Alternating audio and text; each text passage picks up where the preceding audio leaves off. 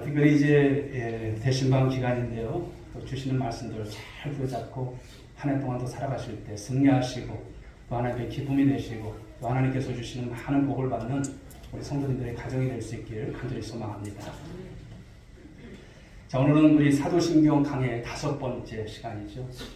오늘은 성도가 서로 교통하는 것과 그리고 죄를 사하여 주시는 것과 그래서 성도의 교통과 죄의 용서에 대한 말씀을 이 시간 나누면서 은혜 말씀 잘 받으시고 또 이 말씀 가운데 승리할 수 있는 우리 성도들 될 수 있기를 간절히 소망합니다. 요즘 여러분들 신앙생활이 어떻습니까? 어떠세요? 잘 되고 있습니까? 아니면 신앙생활하는 것이 어렵습니까? 오늘 이 말씀이 여러분들에게 큰 도전이 되었으면 좋겠습니다. 우리 오늘의 교회는 하나님께서 함께 하신 교회인 것 여러분 믿으십니까? 하나님의 은혜가 있는 교회인 것 믿으십니까? 하나님의 사랑이 있고 또 하나님께서 주시는 복이 있는 교회인 줄 믿습니다. 오늘 말씀을 보면 이 교제라고 하는 교통이라고 하는 부분들을 우리가 잘 이해했으면 좋겠습니다. 우리 인간에게 있어서 가장 깊은 갈망이 있습니다. 여러분 그것이 뭘까요? 그 갈망은 사귐이라고 하는 것입니다. 사귐. 헬라어로 보게 되면 코이노니아라고 하죠. 교제, 바로 이런 교통, 사귐을 말합니다. 그런데 이 사귐에는 여러 종류가 있습니다. 크게는 육체적인 교제, 그리고 정신적인 교제, 그리고 영적인 관점에서의 교제를 들 수가 있어요. 그런데 그 중에서 가장 중요한 게 뭘까요?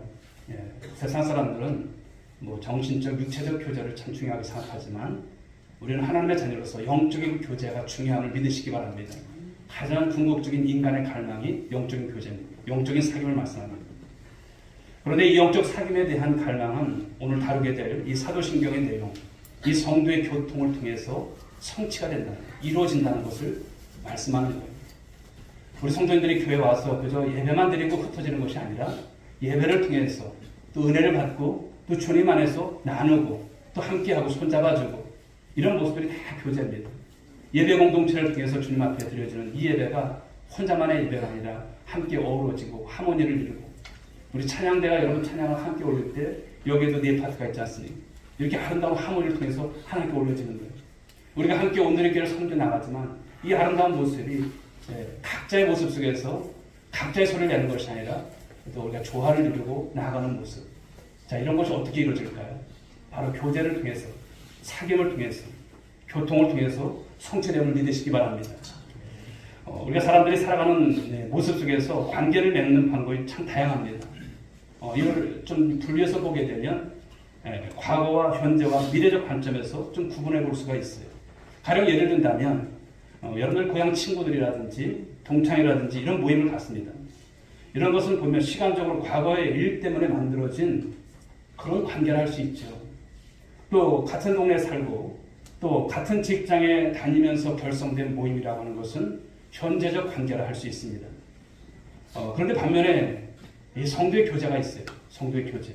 자, 이것은 어떤 것을 말할까요? 이것은 미래적 관계에 기반을 둔 그런 교제를 말씀합니다. 미래에 여러분 같은 운명을 가진 사람끼리 그것도 일시적인 것이 아니라 영원한 하나님 나라에서 함께 살아야 할 사람끼리의 사귐이 성도의 교제라고 하는 것을 말씀하는 거예요. 자, 옆에 분들 한번 보십시오. 여러분 옆에 분들이 그냥 계신 분들이 아니에요. 어디까지 가서 우리가 볼 분들입니까? 하늘나라까지 가서. 할렐루야. 귀하신 분이세요. 잘 섬기십시오. 만나면 여러분 반갑게 인사하시고 손잡아 주시고. 우리 교회는 좀 그랬으면 좋겠어요. 새로 오신 분들이라든지 또 이렇게 좀 관계가 좀 조금은 이렇게 있는 분들이 계시지만 반갑게 맞아주고 반갑게 인사하고 이런 여러 풍성함이 있는 우리 오늘의 교회가 될 줄 믿습니다. 그냥 손님처럼 왔다 가는 것이 아니라 만나면 여러분 한 주간의 삶이 궁금하잖아요. 어떻게 지냈냐고 손잡아주고 인사하고 우리 같이 식사도 하자고. 그래서 좀 이런 모습이 좀 풍성히 임하는 우리 교회가 되었으면 좋겠습니다. 마태복음 18장 20절에서도 이런 말씀을 주시죠. 두세 사람이 내 이름으로 모인 곳에는 나도 그들 중에 있느니라. 이렇게 말씀하세요. 두세 사람이 있는 곳에 그들 중에 한 사람이 있어도 주님 계세요. 그런데 두세 사람이 있는 곳에 주님이 함께 하신다는 거예요. 그 예배를 받으시고 그 기도를 받으시고 그 안에서 여러분 교제의 그 아름다움을 여러분 주님께서 받으심을 믿으시기 바랍니다. 예수님의 이 약속은 바로 성도의 이 거룩한 이 교통을 통해서 이루어진다는 것을 말씀하는 거예요. 그러므로 이 교제는, 성도의 교제라고 하는 것은 미래적이고 또 절대적인 교제라 할 수 있습니다. 자, 그런데 우리가 교회 안에서도 이 모습을 볼 수가 있습니다만, 모범적인 성도의 교제의 모습을 가장 잘 보여주는 게 뭘까요? 그것은 교회에서 이제 예식 중에 하나인데 바로 성찬식입니다. 성찬식. 성찬식은 여러분 누가 참여할 수 있습니까? 바로 구원받은 사람들, 세례받은 분들, 또 세례받지 않은 분들조차도 함께 참여해서 우리가 십자가의 은혜를 생각하고, 그리고 주님의 살과 피를 우리가 나누는 상징적인 것이지만 너무나 귀한 예식이에요. 바로 이 성찬을 통해서 예수님 앞에 자신이 어떤 존재인가, 그 예수님이 왜 죽으셨는가, 예수님께서 우리에게 주신 것이 무엇인가, 이것을 깨닫는 시간이 성찬식이죠. 수직적으로는 주님과 우리와의 관계가 어떤 관계입니까? 피로 맺어진 관계임을 고백하는 시간이고요. 수평적으로 보게 되면 우리 모두가 구원받은 한 몸, 한 형제라고 하는 것, 자매라고 하는 사실을 고백하는 시간이 바로 이 성찬식입니다. 그래서 옆에 분들이 그냥 여러분 육적으로 보게 되면, 물론 우리가 이제 어떤 가족의 어떤 개념에서는 좀 벗어날 수 있지만, 영적으로 보게 되면 교제를 우리가 주님 안에서 한 피를 나는 형제요 자매라, 귀한 분이신 것을 믿으시기 바랍니다. 그래서 오늘 우리가 고백하는 성도가 서로 교통하는 것과 이것을 우리가 믿는다는 제 표현입니다만, 이 사도신경의 이 고백은 주님이 우리에게 이런 교제를 선물로 주신 줄 믿으시기 바랍니다. 이 교제를 통해서 주님이 우리 가운데 역사하실 것을 믿는 바로 선포인 것입니다. 성도가 서로 교통하는 것을 믿습니다. 이런 거예요. 우리는 여러분 교회 와서 뭐 바쁜 일상도 있지만 이 교제를 충분히 나누시고 함께하는, 그래서 우리가 천국에 가서도 행해질 그런 교제가 이 땅 가운데서 행해지는 거예요. 그러므로 한 주간 한 주간 살면서 만날 때마다 여러분 한갑게 우리가 맞이할 수 있고 또 교제할 수 있는 우리 성도님들 되어줄 수 있길 바랍니다. 그런데 안타깝게도 세상은 여러분 갈수록 이 사귐이라고 하는 것이 점점 줄어들고 있어요. 다 바쁘대 사귈 시간이 없어요. 그러니까 점점 우리가 사람이 폭이 점점 좁아져요. 그런데 그러면서도 보면 시간만 나면 우리는 바쁘다는 여러분 모습도 있지만, 틈만 나면 뭐 봅니까? 스마트폰 봐요. 그렇죠. 핸드폰 봐요. 여기에는 많은 시간이 들어가면서도 아까운 줄 모르죠. 진리의 내용은 없고, 오늘날 여러분 세상을 보게 되면 통신수단만 발달한 그런 시대를 우리가 살아가고 있습니다. 매스컴의 역할이 커지고 통신수단이 점점 발달되고 있지만 정작 소통이 잘 이루어지지 않는 그런 시대예요. 국회에서 이렇게 싸움하는 것도 보면 소통이 사실 이루어지지 않는 거예요. 가족 간에도 여러분 소통이 없어요. 부모 자식 간에도 이렇게 만나면 그냥 우리가 식사를 해도 그냥 스마트폰 보고, 이런 모습들이 참 많은 것 같아요. 그러다 보니까 가까워야 될 정작 그런 사람들이 좀 소원해지는 경향이 있는 것 같습니다. 그러다 보니까 인간관계가 늘 어려운 것을 볼 수가 있고요. 깨어지고 갈등 구조가 생긴다고 하는 것이죠. 그런데 여러분, 이런 문제를 해결하고 치유할 수 있는 방법이 뭘까라고 하는 것입니다. 그것은 다른 것이 아니라 영적인 교통을 우리가 통해서 치유가 되는 줄 믿으시기 바랍니다. 영적인 교제를 통해서 치유가 일어나게 되어진다는 것이죠. 흔히 사람들은 여러분 교회나 또 이렇게 우리가 볼 때 보면 교회를 어떻게 생각할까요? 어떤 기관이나 어떤 건물로 생각할 경향이 있습니다. 하지만 사실 교회라고 하는 것은요, 어떤 곳일까요? 거룩한 영적 교제를 나누는 공동체임을 믿으시기 바랍니다. 우리 주님 안에서 바로 이 거룩을 함께 나누는 가족이라고 하는 이 공동체이죠. 한경진 목사님은 그런 말씀을 하셨어요. 교회가 부흥하기 위해서는 예수님의 몸이 찢어지지 않도록 교회 안에서 서로 싸우지 말고 하나 되면 된다라고 말했습니다. 오늘날 여러분 교회가 참 얼마나 많은 다양한 모습 속에서 어려움들을 겪는지 모릅니다.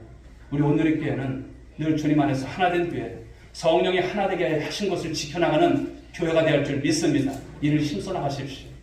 그러려면 우리가 좀 더 양보하고 좀 더 마음을 우리가 좀 내려놓고 품을 수 있는 모습들로 나아가는 교회, 이 주님께서 영광 받으시는 거룩한 공동체, 영적 공동체를 세워갈 줄 믿습니다.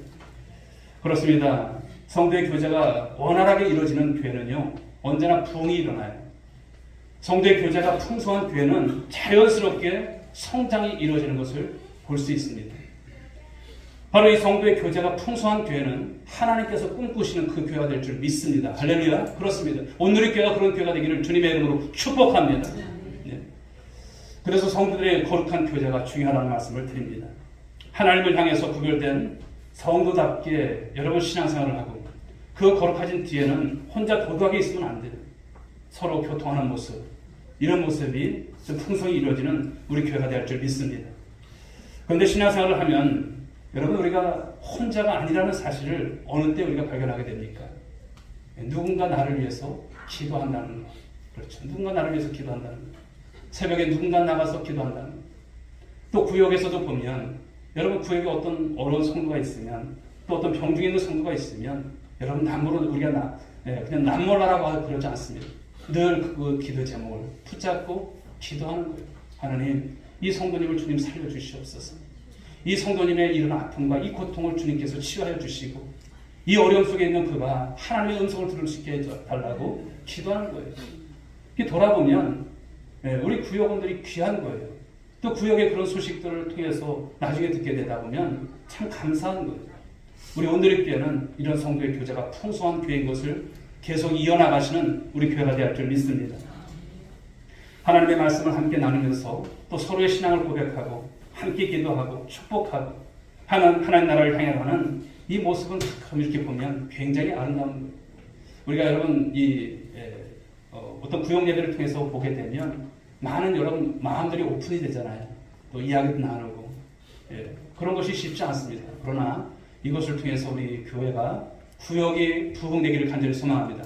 풍성한 여러분 나눔이 있기를 간절히 소망합니다. 이런 육체적인 정신적 교제, 세상에서 그것을 굉장히 중요하게 생각해요. 그러나 교회는 영적인 교제가 너무나 중요하다는 것을 말씀하는 거예요. 사랑하는 성도 여러분, 오늘 우리가 성도의 이 서로 교통하는 것과 이것을 믿는 것이 왜 중요한지를 우리가 알아셔야 하는 것입니다. 우리가 좀 전에도 우리 찬양대가 찬양을 드렸습니다만 우리는 언제나 노래하는 순례죠. 이 땅을 살아가는 것이 순례의 길을 걸어가는 것이고 참 힘들어요. 그런데 이 성도의 교제가 있고 또 함께 가다 보면 정말 은혜가 넘치고 힘이 되어지고 물론 하나님께서 주시는 힘이 있죠. 그러나 수직적인 관계에서 하나님의 은혜를 받은 우리들이 수평적인 관계 속에서 나만 잘 되는 것이 아니에요. 나만 여러분 행복하고 나만 건강하고 아닙니다. 서로 돌아보고 서로 격려하고 이런 교제가 풍성히 일어나는 바로 이것이 우리 하나님께서 주신 선물인 줄 믿으시고 이제는 나 혼자의 신앙이 아니라 함께하는 신앙, 그렇죠. 이런 모습으로 아름다운 교회를 세워나가고 여러분들의 신앙생활이 더 날마다 즐겁고 행복하고 기쁠 수 있기를 주님의 이름으로 축복합니다. 자, 이제 두 번째 주시는 말씀은 죄를 사하여 주시는 것과 죄를 사하여 주시는 것을 믿습니까? 이 말씀, 이 고백인 거예요. 죄를 용서받는 것이죠. 이것을 믿는다는 고백입니다. 성도는 여러분 죄를 용서받는다는 것을 믿는 사람들이에요. 아무리 큰 죄가 있다 할지라도 용서를 받는다는 것. 기독교 복음의 핵심이 뭘까요? 그것은 죄의 용서입니다. 죄의 사함에 대해서 그런데 이야기하려면 먼저 성경에서 말씀하는 이 죄가 무엇인가 이것을 먼저 이해할 필요가 있습니다. 여러분 잘 보십시오. 기독교를 제외한 다른 종교에 있어서 죄에 대해서 말하는 종교가 있을까요? 없습니다. 다 복받는 거예요. 다 잘 되는 거예요. 뭐 따지지도 말고 달라는 거예요. 그런데 유독 기독교는 무엇을 말합니까? 죄를 말해요. 오늘날 여러분 교회가 좀 세속화되는 경향이 있습니다만 늘 여러분 귀를 즐겁게 해주는 설교, 이런 설교, 그렇죠. 그런 설교가 많은 사람들이 호응을 받아요. 죄를 말하거나 헌금을 말하거나 굉장히 부담스러워해요. 그러나 사랑하는 여러분, 우리 오늘의 교회는 죄를 말하는 교회예요. 성경이 말씀하시기 때문에 죄를 여러분 간과할 수가 없어요.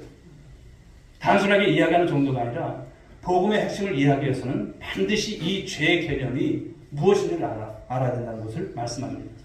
그렇다면 도대체 성경에서 말씀하는 죄라고 하는 게 뭘까라고 하는 거예요. 죄라고 하는 것이. 죄는 여러분 헬라어로 보게 되면 하마르티아라고 하는 거예요.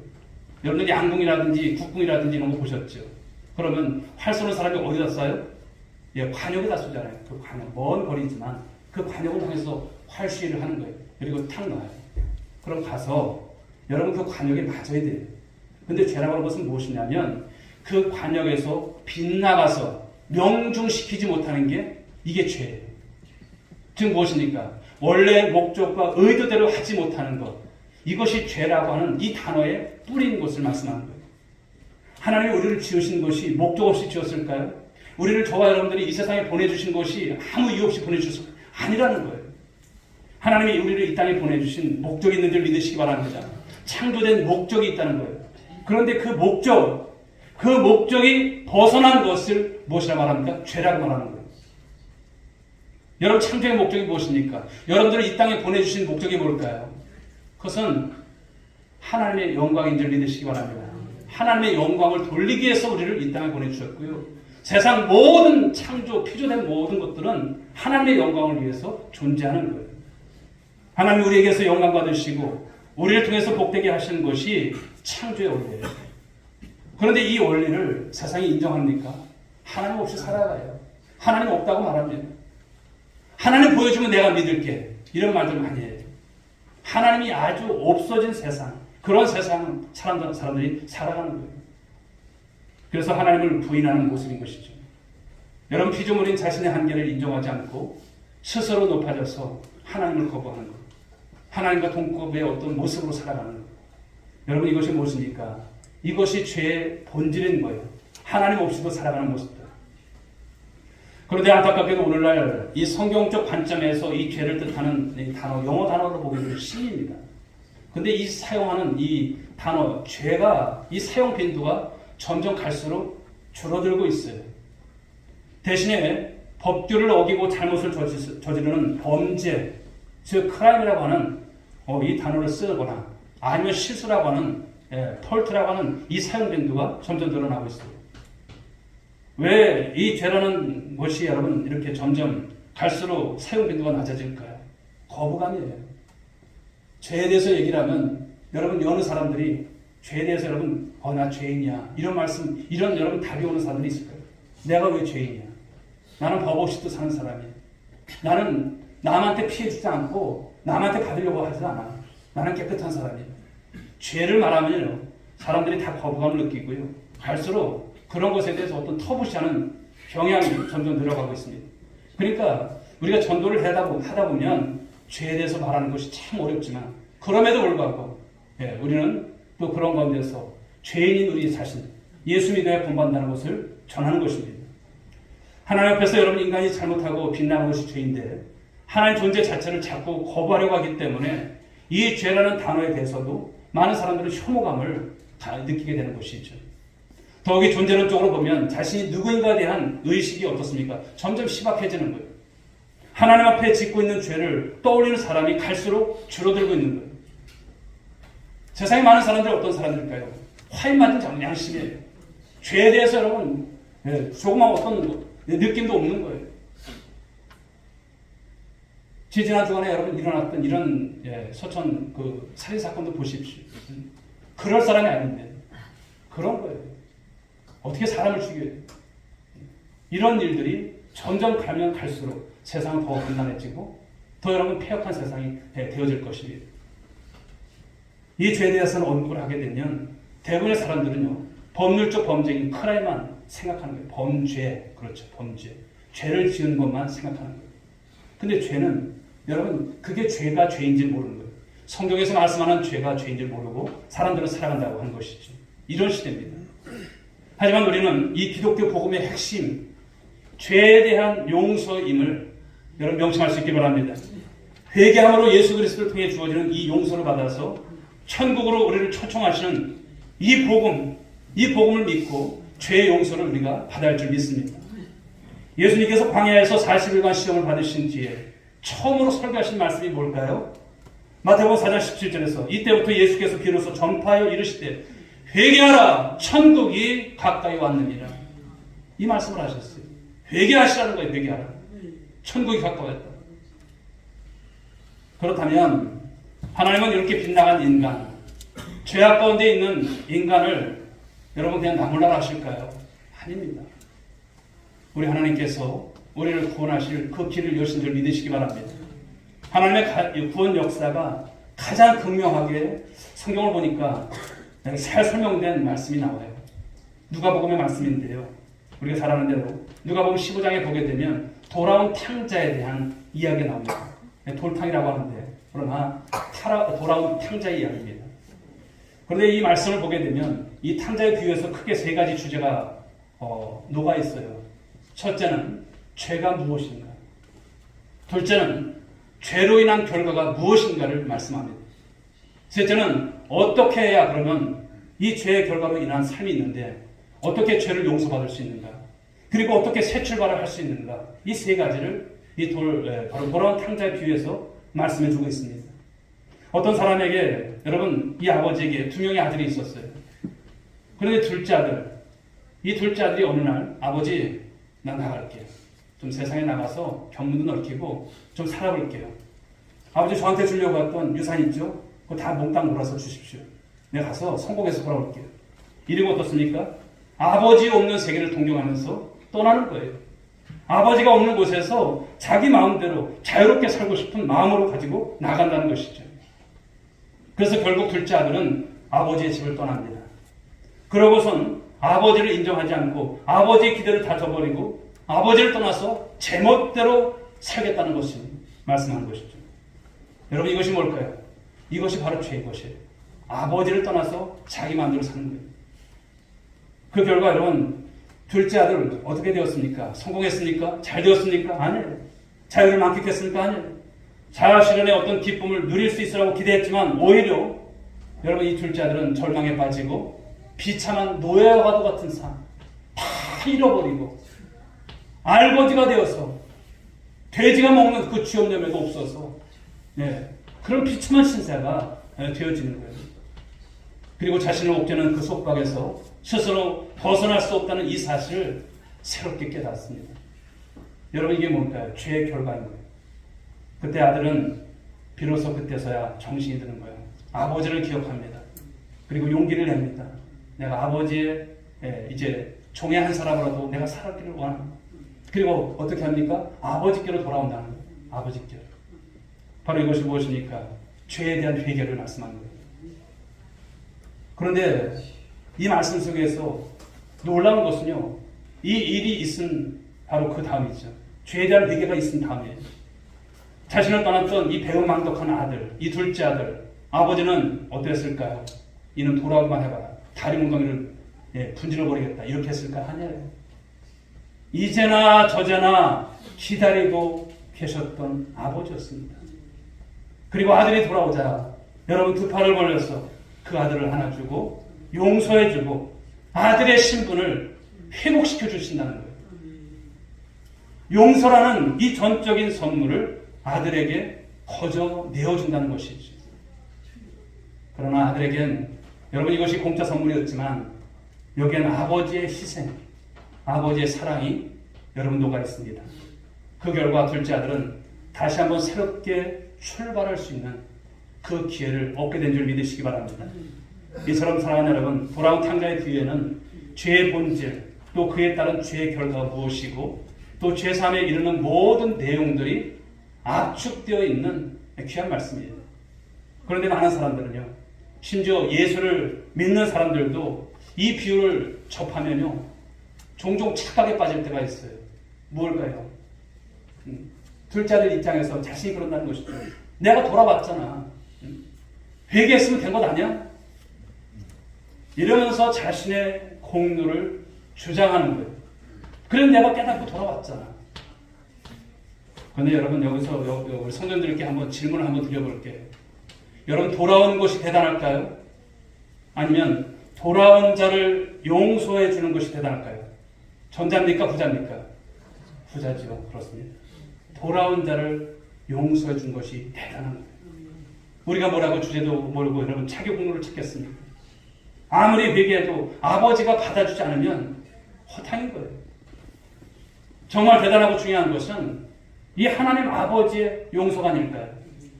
아버지의 사랑과 용서가 없었다면 우리에게 여러분 소망이 있을까요? 아버지의 그 사랑과 그 용서가 오늘 우리에게 베풀어지지 않았다면 우리가 여러분 이렇게 이 시간에 예배를 드릴 수 있을까요? 사랑하는 여러분, 하나님 아버지의 용서를 기억하시는 여러분들 모두가 될 수 있게 주의 여러분 축복합니다. 그러면서 사람들은 어떨까요? 아버지 하나님의 용서를 구하려 하기보다는 스스로 죄를 해결하려고 여러분 헛된 노력을 기울이는 모습들이 너무나 많습니다. 아예 죄를 부정하고 부인함으로써 이 죄 문제를 자기 스스로 해결하려고 하고 뭔가 선행을 함으로써 과거의 죄 문제를 해결하려고 몸부림치는 모습들을 참 많이 봐요. 하지만 우리 인간의 노력으로 결코 이 죄 문제를 해결할 수 있는 사람이 있을까요? 없습니다. 하나님 한 분만이 죄의 문제를 해결하신 줄 믿으시기 바랍니다. 우리가 할 수 있는 것은 그러므로 주님께 돌아오는 거예요. 여러분 이 빈자리가 주님께 돌아와야 될 많은 사람들의 자리인 줄 믿으시기 바랍니다. 늘 말씀드리지만 우리 연세 있으신 분들은 제가 저번에도 말씀드렸어요. 이제 우리 하나님께서 살아온 날보다 이제 살아갈 날이 그리고 주님 앞에 갈 날이 더 이제 얼마 안 남았어요. 그럼 여러분들은 무엇해야 되는 것입니까? 내가 떠나더라도 하나님 내가 두 사람은 책임지겠습니다. 내 옆에 하나님 그 자리를 책임지고 전도하겠습니다. 여러분 이런 소원들을 가지시는 우리 성도님들 될 수 있기 바랍니다. 할렐루야. 교회가 여러분 성도수 많이 부리려고 하는 것이 아니에요. 적어도 내가 하나님의 은혜를 받았다면 내 구원 얻은 여러분 하나님의 그 은총을 우리가 생각한다면 보답하는 인생 살아가시라는 거예요. 죄 용서를 받은 우리가 해야 하는 것이 무엇인가를 깨닫는 우리 성도들 될 수 있길 바랍니다. 어떤 사람이 죄를 짓고 세상을 이제 피해서 절에 들어갔어요. 스님이 된 거죠. 그리고 수십 년 동안 그 죄를 없애기 위해서 열심히 수행하고 정진했어요. 그런데 죄가 여러분 해결됐을까요? 해결되지 않는 거예요. 그러던 어느 날 자신이 가장 존경하는 고승의 죽음을 맞게 됩니다. 그런데 그 고승이 세상을 떠나면서 마지막으로 남긴 말이 무엇인지 아세요? 그 고승이 그러는 거예요. 내 죄를 어떻게 하면 좋을까? 죽으면서 그 말을 한 거예요. 내 죄를 어떻게 하면 좋을까? 해결이 됐다는 것입니까? 해결 못하고 죽은 거예요. 스승의 마지막 이 말을 듣고 이분은 크게 낙심했다고 합니다. 좌절했다고 합니다. 존경하는 고승조차 이 죄 문제를 해결하지 못했다면 앞으로 자신이 그 남은 인생 속에서 더 정진한다고 한들 죄 문제를 해결할 수 있을까 심각하게 고민을 하고 그리고 이런 가운데서 어떻게 하나 적지 않은 상황을 하게 됐다고 합니다. 그런데 어느 날 길을 가다가 예수 믿는 사람을 만나게 돼요. 예수 믿는 사람을. 그런데 그 예수 믿는 사람이 그리스도인이 자신에게 복음을 전하는 거예요. 예. 그 복음은 무엇입니까? 죄에 대한 해결책을 말씀해 주시는 거예요. 간단한 거예요. 예수 믿으면 하나님께서 당신의 죄를 다 용서하신다. 이것이었습니다. 너무나 여러분 놀라운 복음을 접하는 거예요. 그래서 이 스님이 몇십 년 동안 그렇게 죄의 문제를 해결받지 못했던 것을 이 말씀을 듣고 예수 그리스도를 영접하게 되고 그 결과 죄의 모든 문제가 해결되어서 바로 스님이 기독교인이 됐다고 하는 그런 이야기입니다. 여러분 이분의 말처럼 기독교의 바로 이 죄 문제를 해결하는 것은 간단합니다. 간단합니다. 예수 믿으면 죄를 용서받는 것을 믿으시기 바랍니다. 그러나 여러분 이 말씀을 우리가 오해해서는 안 돼요.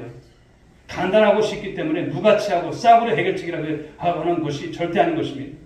그 간단한 해결책 뒤에는 성육신한 바로 하나님이 우리의 인간의 모든 죄를 사시기 위해서 어디에서 십자가에서 못 박혀 죽으신 엄청난 희생이 뒤따랐다는 사실을 여러분 기억하시고 잊지 마시기 바랍니다. 우리에게는 거저 주어진 것이지만 값을 매길 수 없을 만큼 귀하고 큰 은혜가 주님의 십자가일 줄 믿으시기 바랍니다. 우리가 평생을 다 바쳐서 천년만년 그 값을 치르려고 해도 치를 수 없는 값진 선물 우리 주님께서 저와 여러분에게 주신 것입니다. 그렇습니다. 우리가 이제 이런 죄의 용서를 받고 또 우리가 삶을 살아가는 저와 여러분들이 되는지 이 로만이라고 하는 분은 그런 말씀을 했어요. 그리스도인의 삶은 용서받는 데서 시작해 용서하는 것으로 나아가는 것이다 라고 말씀을 했어요. 자, 이 말에 여러분 숨겨진 뜻이 무엇일까요? 우리가 죄인임을 시인하고 회개하는 데서 이제 새 출발할 수 있다는 말씀인 거예요. 그런데 새 출발을 하려면 우리 역시도 하나님께 죄의 삶을 받아야 할 줄 믿으시기 바랍니다. 우리 자신이 죄인임을 시인하고 그 죄를 스스로 해결할 수 없음을 인정하시고 회개하는 데서부터 시작해야 한다는 말씀인 거예요. 그런데 오늘 이 죄사함을 믿는다는 이 사도신경의 고백은 무엇일까요? 이런 회개의 기초에서 예수 그리스도께서 바로 우리를 위해서 십자가에 죽으신 이 엄청난 바로 이 희생과 사랑으로 용서를 받았다라고 하는 이것이 선포인 거예요. 죄를 사하여 주시는 것과 이것을 믿는다고 하는 선포인 것입니다. 우리가 여러분 이 선포를 통해서 죄사함과 용서를 받은 귀한 여러분 인생임을 말씀하는 것입니다. 이는 죽음에서 생명으로 옮겨져서 이제 새로운 출발을 가능케 하는 위대한 고백인데 고린도후서 5장 17절로 말씀하죠. 그런즉 누구든지 그리스도 안에 있으면 새로운 피조물이라. 이전 것은 지나갔으니 보라 새 것이 되었도다. 할렐루야. 이제 죄 용서를 받은 우리가 새 것이 되었도다 이렇게 말씀합니다. 새로운 피조물이라고 말씀합니다. 새 것이 되는 그 출발이 무엇입니까? 바로 회개예요. 회개가 없으면 용서받을 수 없어요. 그 결과 죄의 굴레에서 벗어나지 못하고 새 출발을 할 수 없다라고 하는 것입니다. 이렇게 하나님께로부터 죄사함을 받은 우리 모두가 이제 해야 할 일이 뭘까요? 이제는 나 예수 믿고 내 구원 받았으니까 잘 살아야지. 행복하게 살아야지. 나만 여러분 생각하고 살아야 될까요? 아닌 거예요. 이제 우리가 죄의 용서를 받았다면 다른 사람을 용서해야 할 줄 믿습니다. 다른 사람들을 용서하는 거예요. 우리가 용서를 받으려 받은 것이 아니잖아요.